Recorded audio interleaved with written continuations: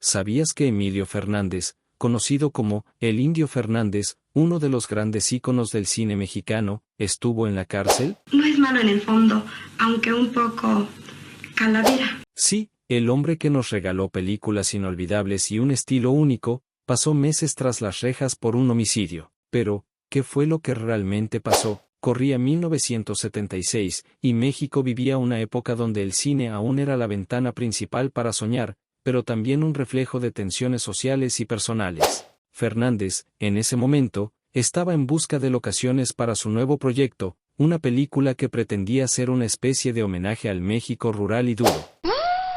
Pregúntemelo a mí. Lo que pocos saben es que en ese viaje se desató una pelea con un campesino ebrio que terminó en tragedia. Entre disparos, fugas y decisiones que marcaron su vida, Emilio Fernández terminó huyendo y luego entregándose a las autoridades, enfrentando un juicio que pondría en pausa su carrera. ¿Quieres descubrir cómo un hombre que se volvió leyenda del cine terminó encerrado en una celda? En este video te contaré paso a paso lo que ocurrió, quién fue realmente Emilio Fernández y cómo este episodio afectó su vida y su legado. Pero antes, suscríbete para conocer historias que revelan los secretos del cine mexicano. En México, durante gran parte del siglo XX, no era raro que las disputas personales se resolvieran con un par de tiros. Te dejo como querías, viuda. La violencia tenía un ritmo propio, casi ritual. Lo sabe bien John Smith, un periodista estadounidense que pasó varias semanas en la región de Coahuila en los años 70. Él escribió en sus notas con cierta mezcla de asombro y desconcierto: en un pueblo, vi cómo un hombre armado se enfrentaba a otro, no con palabras, sino con balas, ante la mirada indiferente de vecinos que seguían su día como si nada. Smith describía un ambiente donde la frontera entre justicia y venganza era borrosa. En esos pueblos, el respeto se medía con armas y pocas veces se esperaba a que la ley interviniera. Y no se trataba solo de campesinos, incluso en las haciendas y entre autoridades locales, esa cultura de la violencia era aceptada como parte del juego social. Le apuesto a que mañana lo fusilan. Para Smith, aquello no era solo un choque cultural, sino un reflejo de una sociedad que alimentaba su poder a través del miedo y la exhibición pública de fuerza. Detrás de cada disparo había, decía, una historia de honor o resentimiento que nadie quería admitir en voz alta. El historiador Carlos Mendoza ha estudiado este fenómeno y apunta que, aunque hoy nos parezca brutal, ese modo de resolver conflictos estaba profundamente arraigado en la tradición mexicana, especialmente en zonas rurales y semiurbanas. Si no tiene salvación, lloraré por él.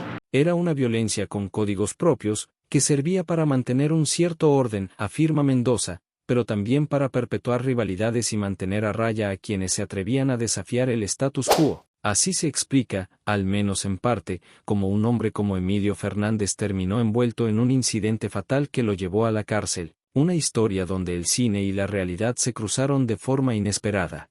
En los años 70, aún era común que los directores de cine en México salieran a explorar locaciones por su cuenta, armados no solo con cámaras y guiones, sino también, literalmente, con pistolas. Y Emilio Fernández no era la excepción. Al contrario, él lo hacía con estilo. A inicios de 1976, Fernández llegó a la región semidesértica de Viesca, Coahuila. Iba acompañado de dos gitanos con los que había hecho amistad en el camino. La idea era filmar una nueva versión de Pueblerina, pero ahora más cruda, más árida, y por eso pensaba llamarla México Norte. El indio caminaba por las calles polvorientas con su sombrero ancho, su rostro de leyenda y una mirada de director que parecía escanear cada rincón. Le gustaba ir a lugares donde casi nadie más filmaba. Decía que ahí estaba, el México verdadero, como si lo que buscara no fuera una locación, sino una especie de redención personal. Lo curioso es que muchos cineastas de su generación hacían lo mismo. Los grandes directores de la época recorrían estados enteros buscando ese algo intangible que no se veía en los estudios de Churubusco.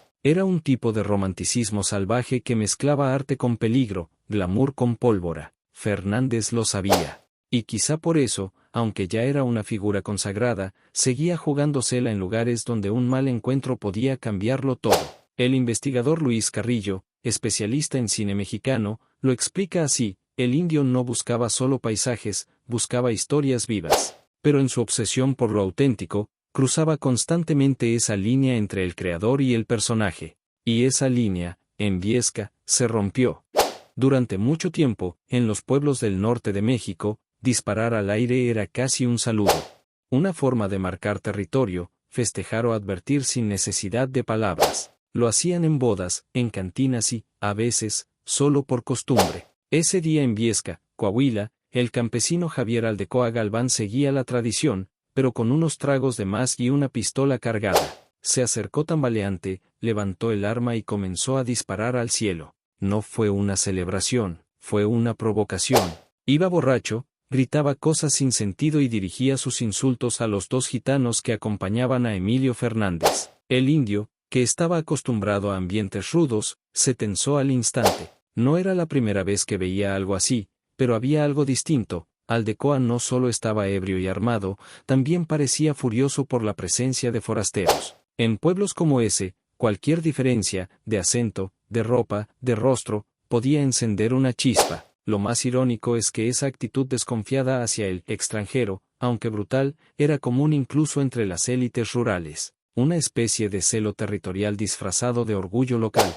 Fernández lo sabía, y quizá por eso no dudó tanto cuando todo se salió de control. Según la historiadora Patricia Vega, estas reacciones violentas tenían raíces profundas. Había un resentimiento antiguo hacia quienes venían de fuera a observar, a filmar, a juzgar. El campesino veía al artista como alguien que se llevaba su historia, pero no su dolor.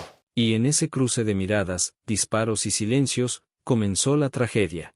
Emilio Fernández reaccionó como lo haría uno de sus personajes, rápido, violento, definitivo. Al ver que Javier Aldecoa Galván no bajaba el arma y seguía gritando, desenfundó su pistola. Según los testigos, primero intentó calmarlo, pero el campesino dio un paso más, y entonces el indio disparó. El cuerpo de Aldecoa cayó sobre el polvo seco, bajo un sol que no perdona. Nadie gritó, nadie corrió. Solo el sonido sordo de los casquillos y un silencio espeso lo envolvieron todo. Fernández sabía que había cruzado una línea. Tal vez no era la primera vez que sostenía un arma, pero esta vez, no era una película. En medio de la confusión, Fernández no se entregó de inmediato. Huyó. Pasaron días. Se refugió en casas de conocidos, intentó ocultarse. Algunos dicen que estaba desesperado, otros que se sentía justificado. Lo cierto es que su prestigio ya no lo protegía. La policía lo buscaba, la prensa comenzaba a enterarse, y los rumores crecían. Finalmente, Emilio Fernández se entregó.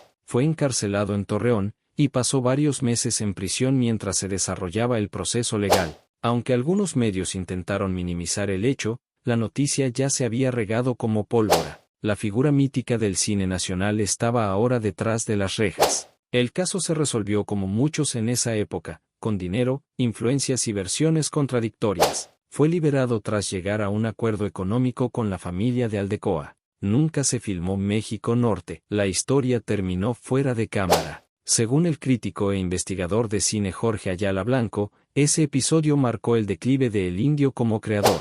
Después de la cárcel, su obra ya no volvió a tener la misma fuerza. El mito siguió, pero el hombre se quebró. Y así, entre disparos y sombras, se cerró uno de los capítulos más oscuros del ícono que alguna vez soñó con retratar el alma de México.